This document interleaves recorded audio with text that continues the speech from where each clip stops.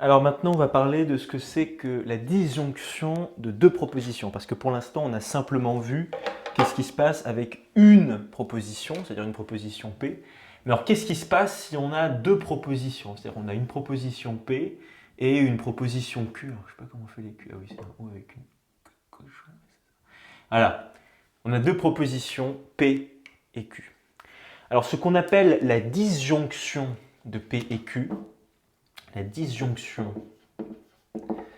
de P et Q, c'est tout simplement ce qu'on note P ou Q.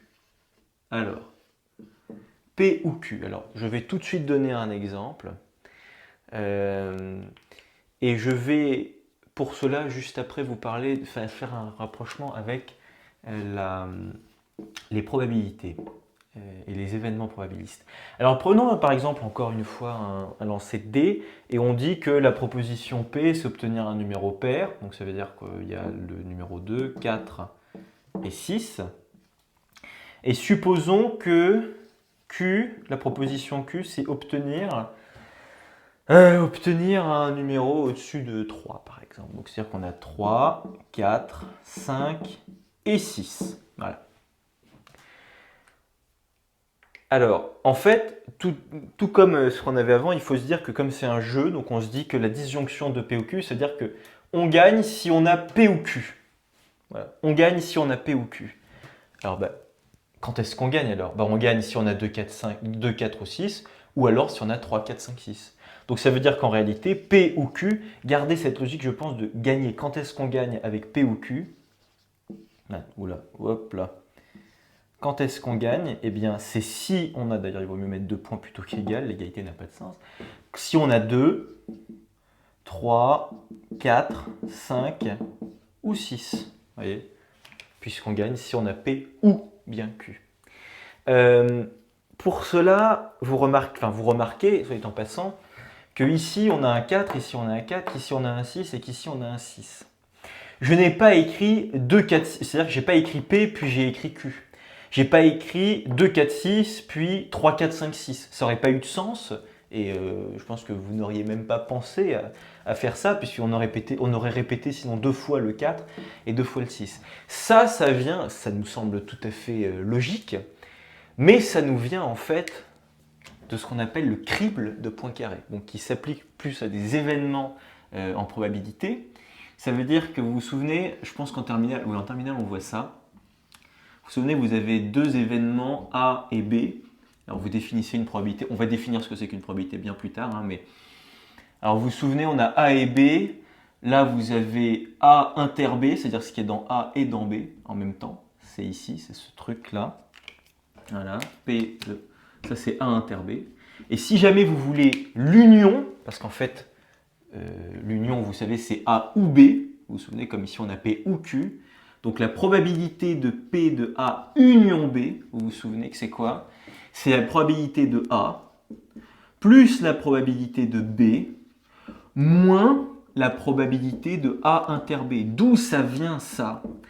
Eh bien ça vient du fait que sinon on aurait compté deux fois A inter B. Je m'explique. On veut la probabilité de tout ce truc-là, vous voyez? On veut avoir tout ça là. Alors je dis c'est P de A, c'est tout ce cercle-là, ok. Donc j'ai compté déjà une fois ce qu'il y a ici en rouge. Ensuite, je prends B, une deuxième fois, mais vous voyez que je prends une deuxième fois ce qui est en rouge. Je l'ai pris une fois ici avec A, une deuxième fois avec B. Donc j'ai une fois de trop ce A inter B. C'est pour ça que j'enlève ce P de A inter B. Tout comme ici, quand j'ai fait l'union de P et Q, enfin la disjonction plutôt, de P et Q, en disant P ou Q, en fait, j'ai viré, mais instinctivement, le 4 que j'avais compté deux fois et le 6 que j'avais deux fois. Ça semble logique, mais encore faut-il y penser, parce que sinon, si on écrit 2 fois 4 et 2 fois 6, ça n'a juste pas de sens. Voilà. Donc ça, c'est ce qu'on appelle la disjonction de P et Q. Voilà. Alors je dis et, mais enfin, c'est P ou Q toujours. Hein. Alors maintenant, nous allons passer à ce qu'on appelle, alors je vais garder tout ça, je vais enlever ça et je vais enlever ça pour faire des économies. Yes. Voilà. Donc, Maintenant, nous passons à la conjonction de P et Q. La conjonction de P et Q. Cette fois-ci, c'est P et Q. Ok? Donc, tout à l'heure, on avait OU, maintenant on a et. Ça veut dire qu'on a juste, si on fait un rapprochement avec les événements probabilistes, c'est A inter B. C'est ce qu'il y a ici, hein, je vais le noter. A inter B. Voilà, c'est ce truc qui est en rouge. Alors ici, on garde encore la même logique de genre quand est-ce que je gagne. Donc là, je dis que je gagne si et seulement si j'ai P et Q. Ah bah, quand est-ce que je gagne? Et bah, si je veux, c'est-à-dire qu'il faut que je respecte deux choses. C'est-à-dire qu'il faut que je respecte P et aussi Q. Ça veut dire que 2, il est juste dans P, donc si jamais je lance un 2, je ne gagne pas, parce que, ok, c'est dans P, mais c'est pas dans Q. Donc en revanche, le 4, lui, c'est bon, il y est. Le 5 et le 3, ils sont que dans Q, ils ne sont pas dans P. En revanche, le 6, il est bien dans les deux. Donc en gros, P et Q, ici, ça va être 4 et 6. Voilà. 4, c'est plutôt 4, point virgule. 4,6. Voilà. Ça, c'est ce qu'on appelle la conjonction de P et Q. Voilà, donc c'est beaucoup plus restrictif. Vous voyez que comparé à la disjonction de tout à l'heure, où on élargit le champ des possibles, j'allais dire. Là, tout d'un coup, on se ramène à quelque chose de beaucoup moindre, ce qui est beaucoup logique. Vous voyez, le A inter B, il est beaucoup plus petit, beaucoup plus restreint que la somme de A et B. Ce qu'on pourrait appeler la somme. Ça n'a pas de sens de parler de ça ici, mais peu importe. Donc voilà, ça c'est ce donc on vient de voir, la conjonction et la disjonction, puis la conjonction. Maintenant, pour continuer dans la lancée de l'introduction d'une deuxième proposition, on va voir les liens logiques. Et là, on va vraiment parler de connecteurs logiques qui doivent être interprétés comme le fil conducteur de votre logique à travers une copie ou à travers un exercice. C'est ça qui est vraiment important de comprendre. C'est que sans connecteur logique, c'est comme si vous balanciez des arguments un peu à la Prévert, quoi, même si j'adore Prévert, mais là, on n'est pas là pour faire malheureusement ce type de poésie. On est là pour en faire une autre qui est beaucoup plus stricte, enfin beaucoup plus rigoureuse plutôt. C'est-à-dire qu'il va falloir que vous établissiez des liens logiques entre vos lignes mathématiques. Si vous écrivez par exemple, je ne sais pas, à un moment donné, vous êtes dans votre copie, vous avez x plus 1 strictement supérieur à y, et que vous passez juste en dessous en écrivant x strictement supérieur à y moins 1, bon, j'allais dire c'est vrai, entre guillemets, mais en réalité, ici, il va falloir un connecteur logique que sans doute vous avez déjà vu en terminale. Vous pouvez soit utiliser l'implication, parce que c'est tout à fait vrai que c'est une implication, mais vous pouvez aussi utiliser l'équivalence, c'est-à-dire que vous passez de là à là, ce sont des propositions équivalentes. Bon.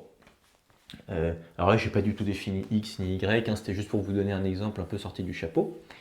Alors, mais on va essayer surtout de définir certains points, j'allais dire certains points grammaticaux. Donc c'est l'arroseur arrosé. Donc entre P et Q. D'abord, l'implication. Si jamais vous avez ça, déjà je virerai ces P et Q, ils sont beaucoup trop hauts. Si jamais vous avez P implique Q. Alors ça, qu'est-ce que ça veut dire? Ça veut dire que si P est vrai, alors Q est vrai. Voilà, ça c'est l'implication. C'est une implication. Je vais écrire que c'est une implication ici. Voilà. Voilà. Ça se lit vraiment si P est vrai, alors Q est vrai. Mais, attention, ça ne veut pas dire que si Q est vrai, alors P est vrai. Ça, c'est ce qu'on appelle la réciproque. C'est-à-dire que si jamais vous avez ça en dessous, tac, voilà. Ça, c'est la réciproque de la première propriété qu'on a ici. Ça se lit Q implique P. Vous avez ça notamment dans certains théorèmes dont la réciproque est vraie. Ça veut, par exemple, vous avez le théorème de Pythagore qui vous dit si vous êtes face à un triangle rectangle, alors a au carré plus b au carré est égal à c au carré. Alors avec bien évidemment, vous êtes comme ça, hein, je pense que vous vous en souvenez, l'hypoténuse qui est ici.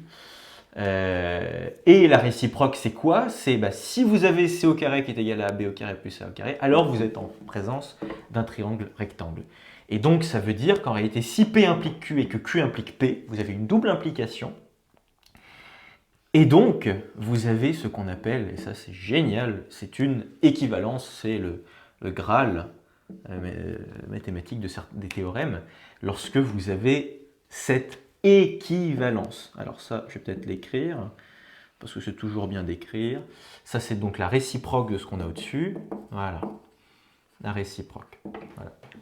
Donc, le théorème de Pythagore, il fonctionne bien dans les deux sens. C'est-à-dire que vous avez la réciproque du théorème de Pythagore, et en fait, vous avez l'équivalence entre ces deux propositions qui est triangle rectangle et A au carré plus B au carré est égal à S au carré. Bon. Maintenant, pour revenir à ces points grammaticaux, oui, eh bien, il se trouve qu'il y a deux termes qui font particulièrement peur aux étudiants. C'est les termes de nécessaire et de suffisant. Alors ça, punaise, si jamais en colle, votre prof vous demande « Alors, c'est quoi la proposition nécessaire ici et c'est quoi la proposition suffisante ?» Là, vous allez trembler, mais non, ne vous en faites pas, ça va aller. En fait, c'est tout bête, enfin c'est tout bête. Encore faut-il l'expliquer. Là, ici, il y a l'une des propositions qui est suffisante et l'autre qui est nécessaire. Alors, plaçons-nous, on va essayer de personnifier un peu les choses. Appelons la proposition Monsieur P et la proposition Monsieur Q. Oh, le pauvre. Je fais comme ça. Bon. Ils ont tous les deux très envie d'être vrais dans leur recherche existentielle de véracité. Voilà. Monsieur P et Monsieur Q ont très envie d'être vrais. Eh bien, on sait, à partir de ça, ça on le suppose vrai. Hein. On suppose que ça, P implique effectivement Q, c'est-à-dire que si P est vrai, alors Q est vrai. Bon. Alors, Monsieur Q, alors plaçons-nous du point de vue de Monsieur Q, ce pauvre et cher Monsieur Q, qui a très très très envie d'être vrai. Eh bien, il suffit que Monsieur P soit vrai pour que Monsieur Q soit vrai. Ah oui, puisque ça, je vais le retraduire encore une fois en français, si P est vrai, alors Q est vrai. Donc il suffit que P soit vrai pour que Monsieur Q soit vrai, puisqu'on a cette implication-là. P vrai implique Q vrai, donc c'est-à-dire que pour Q, eh bien P est suffisante. C'est-à-dire qu'il suffit que P soit vrai pour que, donc suffisante, P est en fait ici la proposition suffisante. Hein. Donc P est suffisante et on va voir pourquoi elle est nécessaire, mais on va voir. Donc dans l'optique de Monsieur Q, voilà, P est suffisante, c'est-à-dire qu'il suffit que P soit vrai pour que Q soit vrai. Bon, vous avez compris, je pense. Maintenant, plaçons-nous du côté de Monsieur P. Est-ce qu'il suffit que Monsieur Q soit vrai pour que P soit vrai? Eh bien non, parce qu'on n'a pas, pardon, mais je vais l'écrire comme ça, on n'a pas ça. Là, oui, là, si Q était vrai, il suffirait que Q soit vrai pour que P soit vrai. Mais on n'a pas ça. Ça, on n'a pas. On a juste ça. Hein. Donc, il ne suffit pas que Q soit vrai pour que P soit vrai. Ça ne suffit pas à la véracité de P. Ok. Mais qu'est-ce qui se passe si Q est fausse? Ah.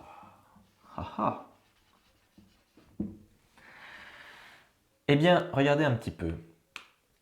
Vous êtes d'accord que si P est vrai, alors Q est vrai. Bon.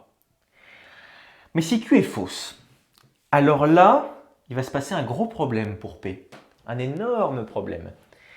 C'est que P ne pourra pas être vrai si Q est fausse. P, elle sera obligatoirement fausse. Pourquoi? Parce que, imaginons, prenez le cas de Q fausse. Okay, et que je mette effectivement P vrai. D'accord?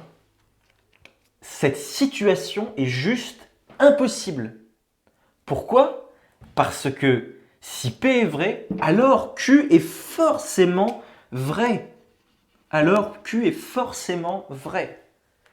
Donc, si Q est fausse, nécessairement P est fausse également. C'est ce qu'on appelle la contraposée. Je vais y revenir juste après. Le raisonnement par contraposé. Voilà, ça vient d'ici. Parce que ce cas-là, le cas P vrai et Q fausse, je le répète, ça n'est pas possible, parce que si P est effectivement... Cette situation est impossible, puisque si P est vrai, alors nécessairement Q est vrai. Ok ? Donc, pour revenir à tout ça, il faut que Q soit vrai pour que P soit vrai. Si Q est vrai, alors il ne suffit pas que Q soit vrai pour que P soit vrai, hein, loin de là. Parce que en réalité, alors je vais juste souligner ça, on peut tout à fait avoir P fausse et Q vrai. Bah ouais, il n'y a rien qui me... Si ça se trouve, vous voyez, on a une autre proposition que je vais appeler P', où il y a aussi cette équivalence, vous voyez. Pardon. Ouh là là là là là, c'est tellement mal écrit. Ça se trouve, on a aussi cette équivalence, mais qu'on ne connaît pas, qui vous dit que si P' est vrai, alors Q est vrai. Alors vous avez plus ça, voilà. Mais on s'en fiche de ça. Enfin, c'est-à-dire que, vous voyez, si P' est vrai, alors Q est vrai. Mais P, voilà, elle peut être de son côté. Enfin, on va quand même garder ça. Pardon, on va garder cette implication aussi. Mais ça, on peut tout à fait avoir ce cas-là. P fausse, ça n'implique pas que Q est fausse. Mais ça, non, ça, on n'a pas ça. On n'a pas ça. Ça pose pas de problème en tout cas. Ça. Ce qui pose vraiment problème, c'est si jamais Q est fausse, alors oui, P sera obligatoirement fausse. Bon. Donc, pour revenir à nos moutons et à Monsieur Q, on disait donc que la véracité de Q est nécessaire à la véracité de P. Voilà. C'est-à-dire que pour que P soit vrai, il est nécessaire que Q soit vrai. Parce que si Q est fausse, alors obligatoirement P sera aussi fausse. Puisque ce n'est pas possible d'avoir la situation comme j'ai dit juste avant. Donc c'est pour ça qu'on dit que Q, elle est suffisante. C'est ici la proposition suffisante. J'allais dire à Monsieur P. Voilà, voilà c'est pour ça. Donc, si vous voulez la même technique, vous vous dites que la proposition... Oula, mais attends, mais qu'est-ce que je te raconte? N'importe quoi, pas du tout suffisante. Mon Dieu, c'est terrible, parce que je suis en train de... Nécessaire, elle est nécessaire, absolument pas suffisante. Puisque... Mon Dieu, mais je me mords la queue. Puisque je disais justement qu'elle n'est pas suffisante. Il ne suffit pas que Q soit vrai pour que P soit vrai. En revanche, il est nécessaire que Q soit vrai pour pouvoir potentiellement permettre à Monsieur P d'être vrai. Elle peut être fausse, P. Mais du moins, il est nécessaire qu'elle soit vraie. Elle ne sera pas forcément vraie, P, mais c'est nécessaire que Q soit vrai. Voilà. Donc ça, c'est aussi ce qu'on appelle le raisonnement par contraposé, mais qu'on va voir juste après. Ces deux termes sont extrêmement importants, donc dites-vous que la proposition suffisante, elle est ici, en amont de l'implication, et la proposition nécessaire, elle est en aval. Si vous voulez, en gros, vous pouvez vous garder ça en mémoire, je pense que c'est pratique.